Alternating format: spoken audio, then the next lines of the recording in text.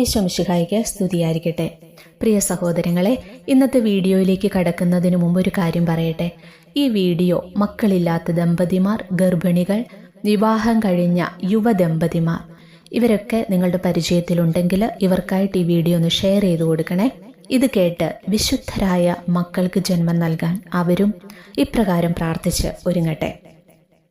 ഫ്രാൻസിലെ ലൂയിസ് രാജാവിനെ കുറിച്ച് നിങ്ങൾ കേട്ടിട്ടുണ്ടോ? ജ്ഞാനത്തിലും വിശുദ്ധിയിലും ഫ്രാൻസിനെ നയിച്ച രാജാവായിരുന്നു ലൂയിസ്.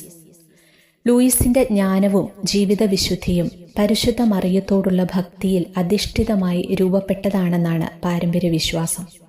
കാരണം ഫ്രാൻസിലെ രാജ്ഞിയായിരുന്ന കാസില്ലയിലെ ബ്ലാങ്കേക്ക് വിവാഹം കഴിഞ്ഞ് 12 വർഷങ്ങൾക്ക് ശേഷവും കുട്ടികൾ ഉണ്ടായിരുന്നില്ല.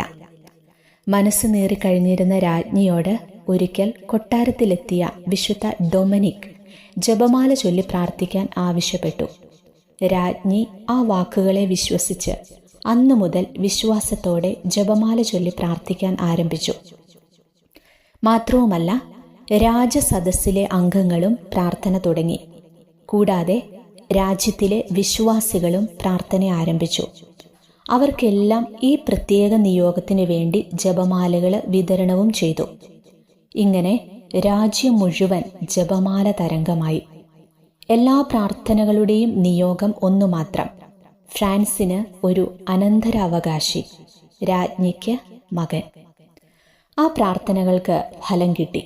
1215 രാജ്ഞിക്ക് കുഞ്ഞിനെ ലഭിച്ചു. അതാണ് ലൂയിസ് രാജാവ്, ഫ്രാൻസിനെ വിശുദ്ധിയിൽ നയിച്ച രാജാവ്. ഈ ഒരു സംഭവം എല്ലാ അമ്മമാർക്കും ഒരു പാഠമാകട്ടെ. ഗർഭിണിയായവരും ഗർഭിണിയാകാൻ തയ്യാറെടുപ്പുകൾ നടത്തുന്നവരും ജപമാല ചൊല്ലി പ്രാർത്ഥിക്കട്ടെ. നല്ല കുഞ്ഞുങ്ങളെ ലഭിക്കാൻ ആഗ്രഹിക്കുന്നവരെല്ലാം ജപമാല ചൊല്ലി പ്രാർത്ഥിക്കുമ്പോൾ നിങ്ങളുടെ ജീവിതങ്ങൾ അനുഗ്രഹിക്കപ്പെടും. നിങ്ങളുടെയൊക്കെ കുടുംബത്തിൽ മക്കളില്ലാതെ വിഷമിക്കുന്ന ദമ്പതിമാരുണ്ടെങ്കിൽ നിങ്ങളുടെ സഹോദരങ്ങൾ, കസിൻസ് എല്ലാവരും ഒന്നിച്ച് ഒന്ന് കൈകോർത്ത് ഇതുപോലെ ജപമാല ചൊല്ലി അവർക്കായിട്ട് കാഴ്ചവെച്ചൊന്ന് പ്രാർത്ഥിച്ചേ. ജപമാലയിലൂടെ നടക്കാത്തതായി, ജപമാല പ്രാർത്ഥനയിലൂടെ നടക്കാത്തതായി ഒന്നുമില്ല. ഏത് തടസ്സവും മാറിപ്പോകും, അത് ഉറപ്പാണ്. ഞാൻ ഒരുപാട് വീഡിയോകൾ ചെയ്തിട്ടുള്ളതാണ് ജപമാല പ്രാർത്ഥനയുടെ ശക്തിയെക്കുറിച്ച്. ഞങ്ങളുടെ കുടുംബത്തിൽ ഇതുപോലെ ഞങ്ങളെല്ലാവരും ഒരുമിച്ചൊരു പ്രത്യേക നിയോഗത്തിനായി 1 വർഷത്തേക്ക് ജപമാല ചൊല്ലി പ്രാർത്ഥിച്ചപ്പോൾ ആ 1 വർഷം തികയും മുമ്പ് എല്ലാ സഹോദരങ്ങളുടെയും മക്കളുടെ ജീവിതത്തിലുണ്ടായിരുന്ന തടസ്സങ്ങളെല്ലാം മാറി കുഞ്ഞുങ്ങളൊക്കെ അനുഗ്രഹിക്കപ്പെട്ട ഒരു അനുഭവ സാക്ഷ്യം ഞാൻ ഇതിനു മുമ്പ് ഒരു വീഡിയോയിൽ പങ്കുവെച്ചതാണ്. അത് കേട്ടിട്ടുള്ളവർക്കറിയാം. കൂട്ടായുള്ള പ്രാർത്ഥനയ്ക്ക് വലിയ ശക്തിയുണ്ടെന്ന് തിരിച്ചറിയുക.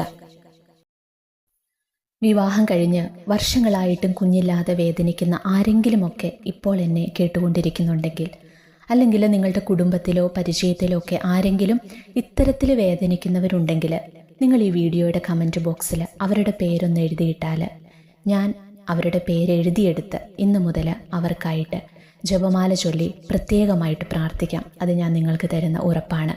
അപ്പോൾ ഈ വീഡിയോയുടെ കമൻറ്റ് ബോക്സിൽ ആരെങ്കിലും ഈ ഒരു വിഷയത്തിന്മേൽ വേദനിക്കുന്നുണ്ടെങ്കിൽ ആ മക്കളുടെ പേര് നിങ്ങളൊന്ന് എഴുതിയിട്ടാൽ മതി. ഈശോ കുഞ്ഞിനെ നൽകി അനുഗ്രഹിച്ചാൽ നിങ്ങൾ കമൻറ്റായി എഴുതിയിട്ട് ഒന്ന് സാക്ഷ്യപ്പെടുത്തണേ.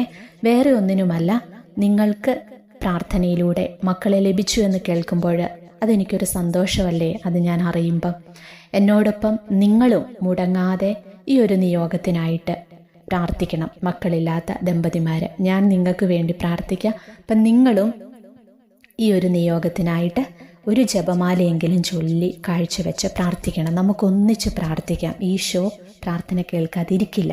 ഇത്തിരി വൈകിയാണെങ്കിലും അവിടുന്ന് തൻ്റെ വലിയ കരുണ നമ്മിലേക്ക് വർഷിക്കും. എൻ്റെ കുടുംബത്തിലും പരിചയത്തിലും ഒക്കെയുള്ള ഒരുപാട് പേരിങ്ങനെ മക്കളില്ലാതെ വേദനിക്കുന്ന ദമ്പതിമാരെ ഞാൻ കണ്ടിട്ടുണ്ട്. അവർക്കൊക്കെ വേണ്ടി അവരുടെ പേര് ഞാൻ എൻ്റെ കുർബാന പുസ്തകത്തിൻ്റെ പുറകിൽ എഴുതി വെച്ച് നിരന്തരം കുർബാനയിലും അല്ലാതെ എൻ്റെ ജപമാല പ്രാർത്ഥനകളിലൊക്കെ അവരെ സമർപ്പിച്ച് പ്രാർത്ഥിച്ചതിൻ്റെ ഫലമായിട്ട് ഇനി ഞാൻ അങ്ങനെ സ്ഥിരമായി പ്രാർത്ഥിച്ചതിൽ ഒരാൾക്കും കൂടിയേ കുട്ടിയുണ്ടാകാനുള്ളൂ. ബാക്കി എല്ലാവർക്കും ഈശോ കുഞ്ഞിനെ നൽകി അനുഗ്രഹിച്ച വാർത്തകൾ കേൾക്കാനിടയായിട്ടുണ്ട്. അപ്പം ഞാൻ ചിലപ്പോൾ വിചാരിക്കാറുണ്ട്, ഈ ഒരു മേഖലയ്ക്ക് വേണ്ടി പ്രാർത്ഥിക്കുമ്പോൾ ഈശോ പെട്ടെന്ന് എൻ്റെ പ്രാർത്ഥന കേൾക്കുന്നതായിട്ട്. അതുകൊണ്ടാണ് ഞാൻ നിങ്ങളോട് പറഞ്ഞത്, ഞാൻ നിങ്ങൾക്ക് വേണ്ടി പ്രാർത്ഥിക്കാം, നിങ്ങൾ പേരെഴുതിയിട്ടാൽ മതിയെന്ന്. പിന്നെ ഒരു കാര്യം കൂടി പറയട്ടെ, ഞാനിങ്ങനെ പറഞ്ഞു എന്ന് കരുതി ഇനി ആരും എൻ്റെ നമ്പർ തരാമോ, എന്നോട് സംസാരിക്കണം, അങ്ങനെയൊന്നും നിങ്ങൾ ചോദിക്കരുത്. ഞാൻ നിങ്ങളെപ്പോലെ ഒരു സാധാരണ ആളാണ്. ഞാൻ പ്രാർത്ഥിക്കാൻ ഇഷ്ടമുള്ളതുകൊണ്ടും മറ്റുള്ളവർക്ക് വേണ്ടി പ്രാർത്ഥിക്കാൻ എനിക്കിഷ്ടമാണ്. അതുകൊണ്ട് മാത്രം ഞാനിതൊന്ന് പറഞ്ഞതാണ്. എനിക്ക് പ്രത്യേകമായ ദൈവിക ജ്ഞാനമോ അല്ലെങ്കിൽ ദർശനവരവോ അങ്ങനത്തെ പ്രത്യേകമായ ഒരു വരങ്ങളും ഉള്ള ഒരു ആളല്ല. നിങ്ങളെപ്പോലെ സാധാരണ ഒരാളാണ്. എനിക്ക് തോന്നുന്നു എൻ്റെ വീഡിയോ കാണുന്ന ഏറെ പേരും എന്നെക്കാളും മുതിർന്നവരാണ്. ഒത്തിരി അമ്മമാരൊക്കെയാണ് എന്നെ കേൾക്കുന്നവർ. അപ്പം എനിക്കങ്ങനെ ഒരു സ്പെഷ്യലായിട്ടുള്ള ഒരാളും അല്ല കേട്ടോ ഞാൻ. നിങ്ങളങ്ങനെയൊന്നും വിചാരിച്ചേക്കരുത്. നിങ്ങളുടെ മക്കളോ അല്ല പരിചയത്തിലുള്ളവരോ ഒക്കെ ഉണ്ടെങ്കിൽ, ഈ ഒരു വിധത്തിൽ വിഷമിക്കുന്നവരുണ്ടെങ്കിൽ അവരുടെ പേരൊന്ന് എഴുതിയിട്ടാൽ ഞാൻ ഇന്ന് മുതൽ അവർക്ക് വേണ്ടി പ്രത്യേകമായിട്ട് ഒരു ജപമാല ചൊല്ലി കാഴ്ചവെച്ച് പ്രാർത്ഥിക്കാം. ഇനി ഒരു കൊച്ചു സംഭവം ഞാൻ പറയാവേ ഇതോടൊപ്പം. എനിക്ക് ഉണ്ടായി കഴിഞ്ഞപ്പോൾ പ്രസവം കഴിഞ്ഞ് എന്നെ റൂമിലോട്ട് മാറ്റി. അന്ന് എൻ്റെ ഹസ്ബൻഡിൻ്റെ സിസ്റ്റർ, അതായത് ഫസ്റ്റ് കസിൻ ചേച്ചി, കുഞ്ഞിനെ കാണാനായിട്ട് ആദ്യം ഹോസ്പിറ്റലിൽ കുഞ്ഞിനെ ഞങ്ങളെ റൂമിലോട്ട് മാറ്റിയപ്പം ആദ്യമായിട്ട് എൻ്റെ മകനെ കാണാനായിട്ട് വന്നത് ഹസ്ബൻഡിൻ്റെ ഈ ചേച്ചിയായിരുന്നു. അപ്പോൾ ചേച്ചിയുടെ വിവാഹം കഴിഞ്ഞിട്ട് 12 വർഷങ്ങൾ കഴിഞ്ഞിരുന്നു. എന്നിട്ടും ചേച്ചിക്ക് മക്കളില്ലായിരുന്നു. എല്ലാ ട്രീറ്റ്മെൻറ്റുകളും നടത്തി വിജയിക്കാതെ മനസ്സ് വിഷമിച്ചിരിക്കുന്ന ഒരു സമയമായിരുന്നു. കുഞ്ഞിനെ കാണാനുള്ള ആഗ്രഹം കൊണ്ട് ചേച്ചി ഓടി വന്നതാണ്. അവനെ കണ്ടപ്പോൾ ചേച്ചി എന്നോട് ചോദിച്ചു, എടി ഞാൻ നിൻ്റെ കൊച്ചിനെ ഒന്ന് എടുത്തോട്ടെ. അപ്പം ഞാൻ പറഞ്ഞു, അതിനിപ്പോൾ എന്താ ചേച്ചി, എടുത്തോ. അങ്ങനെ ചേച്ചി അവനെ എടുത്ത് മടിയിലിരുത്തി കുഞ്ചിക്കുന്നതും ലാളിക്കുന്നതും ഒക്കെ കണ്ടപ്പോൾ എന്തോ എനിക്ക് വലിയ സങ്കടം തോന്നി എൻ്റെ ഉള്ളിൽ. അന്ന് മുതൽ ഞാനൊരു തീരുമാനമെടുത്തു. ആ ഹോസ്പിറ്റലിൻ്റെ ആ റൂമിൽ ആ ബെഡിൽ കിടന്നുകൊണ്ട് ഞാൻ അന്ന് തീരുമാനിച്ചു, ഇന്ന് മുതൽ ഞാൻ ചൊല്ലുന്ന എല്ലാ ജപമാലയിലും ഈ ചേച്ചിക്ക് വേണ്ടി ഒരു രഹസ്യം ഞാൻ പ്രത്യേകമായി കാഴ്ചവെച്ച് പ്രാർത്ഥിക്കുമെന്ന്. അങ്ങനെ ഞാൻ അന്ന് മുതൽ ഈ ചേച്ചിക്ക് വേണ്ടി പ്രാർത്ഥിക്കാൻ തുടങ്ങി.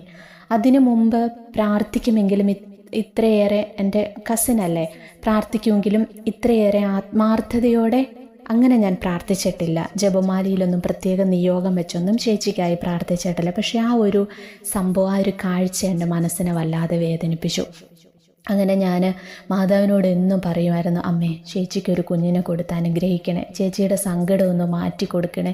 ഇങ്ങനെ നിരന്തരമായുള്ള എൻ്റെ പ്രാർത്ഥനയ്ക്ക്, അല്ല ഞങ്ങളുടെ പ്രാർത്ഥനയ്ക്ക് അവരും ഇതുപോലെ പ്രാർത്ഥിക്കുന്നുണ്ടല്ലോ. ഒരു നാൾ ഈശോ ഉത്തരം നൽകി. എൻ്റെ മകന് 2 വയസ്സ് പൂർത്തിയാകുന്നതിന് മുമ്പ് തന്നെ ഞാൻ ആ സന്തോഷ വാർത്ത കേട്ടു, ചേച്ചി ഗർഭിണിയാണെന്ന്. ചേച്ചിക്കൊരു ആൺകുഞ്ഞിനെ നൽകി ഈശോയും അമ്മ മാതാവും അനുഗ്രഹിച്ചു. ഇപ്പം അവന് 9 വയസ്സുണ്ട്. പ്രാർത്ഥിച്ചാൽ നടക്കാത്തതായി ഒന്നുമില്ല സഹോദരങ്ങളെ. ജപമാല പ്രാർത്ഥനയിലൂടെ ചോദിച്ചാൽ എന്തും അമ്മ മാതാവ് നൽകും നമുക്ക്, അത് ഉറപ്പാണ്. ഒരുപാട് അനുഭവങ്ങൾ ഇതുപോലെ ഈശോ എൻ്റെ മുൻപിൽ കാട്ടി തന്നിട്ടുണ്ട്. ജപമാല ചൊല്ലി പ്രാർത്ഥിക്കുമ്പോൾ നടക്കുന്ന അത്ഭുതങ്ങൾ വലിയ അത്ഭുതകരമായ ശക്തിയുള്ളൊരു പ്രാർത്ഥനയാണ് ജപമാല പ്രാർത്ഥന. തിരുസഭയിൽ മാർപ്പാപ്പമാരുടെ ചരിത്രം നമ്മൾ പഠിക്കുമ്പോൾ ഒരു വലിയ ജപമാല ഭക്തനെ നമുക്ക് കാണാനായിട്ട് കഴിയും. അദ്ദേഹം വൈദിക വിദ്യാർത്ഥിയായിരിക്കുമ്പോൾ അദ്ദേഹത്തെ ഒരു കഠിനമായ രോഗം അലട്ടുകയും അത് പിന്നീട് ചുഴലിയായി മാറുകയും ചെയ്തു. റെക്ടറച്ചൻ പലവിധ ചികിത്സകൾ നടത്തിയെങ്കിലും ആ രോഗം വിട്ടുപോയില്ല. അവസാനം റെക്ടറച്ചൻ മനസ്സില്ലാ മനസ്സോടെ അച്ഛൻ്റെ പ്രിയപ്പെട്ട വിദ്യാർത്ഥിയോട് വീട്ടിലേക്ക് തിരിച്ചു പോകണമെന്ന് ആവശ്യപ്പെട്ടു. പോകുന്നതിന് മുമ്പായി ആ വിദ്യാർത്ഥിയുടെ തോളിൽ തട്ടി അദ്ദേഹം പറഞ്ഞു, ആർക്കും നിന്നെ സുഖപ്പെടുത്താനായില്ലെങ്കിലും ഈ ജപമാല ഉപയോഗിച്ച് നീ എന്നും അമ്മയുടെ സഹായം തേടി യേശുവിനോട് പ്രാർത്ഥിക്കണം എന്നൊരു നിർദ്ദേശവും നൽകി. അദ്ദേഹം അതനുസരിച്ചു. 1.5 വർഷത്തെ ജപമാല പ്രാർത്ഥനയുടെ കാത്തിരിപ്പിനൊടുവിൽ അദ്ദേഹത്തിൻ്റെ രോഗം പൂർണ്ണമായി മാറിയെന്ന സർട്ടിഫിക്കറ്റ് ഡോക്ടർ നൽകുകയും അദ്ദേഹം പിന്നീട് സെമിനാരിയിൽ തിരിച്ചു വരികയും വൈദികനാവുകയും ആ വൈദികൻ പിന്നീട് സഭയെ ദീർഘനാൾ നയിക്കുകയും ചെയ്തു. പ്രശ്നകാലത്ത് സഭയുടെ അമരത്ത് നിന്ന് സഭയെ നയിച്ച 9ാം പിയൂസ് മാർപ്പാപ്പ. അദ്ദേഹം ജപമാലയെക്കുറിച്ച് പറയുന്നത്, ജപമാല ചൊല്ലിക്കൊണ്ടിരിക്കുന്ന ഒരു ജനത്തെ എനിക്ക് തരൂ, ഈ ലോകത്തെ എനിക്ക് തോൽപ്പിക്കാനാകും എന്നാണ്. മാർപ്പാപ്പയോട് ചേർന്ന് നിന്ന് നമുക്കും മാതാവിൻ്റെ വലിയ പ്രാർത്ഥനയായ ശക്തനായവൻ എനിക്ക് വലിയ കാര്യങ്ങൾ ചെയ്തിരിക്കുന്നു. അവിടുത്തെ നാമം പരിശുദ്ധമാണ്. ഇതാ കർത്താവിൻ്റെ ദാസി, അവിടുത്തെ ഇഷ്ടം എന്നിൽ നിറവേറട്ടെ എന്നീ പ്രാർത്ഥനകളോട് ചേർന്ന് നിന്നുകൊണ്ട് നമുക്കും അമ്മയുടെ മാധ്യസ്ഥ്യം തേടി ജപമാല ചൊല്ലി ഈശോയോട് പ്രാർത്ഥിക്കാം.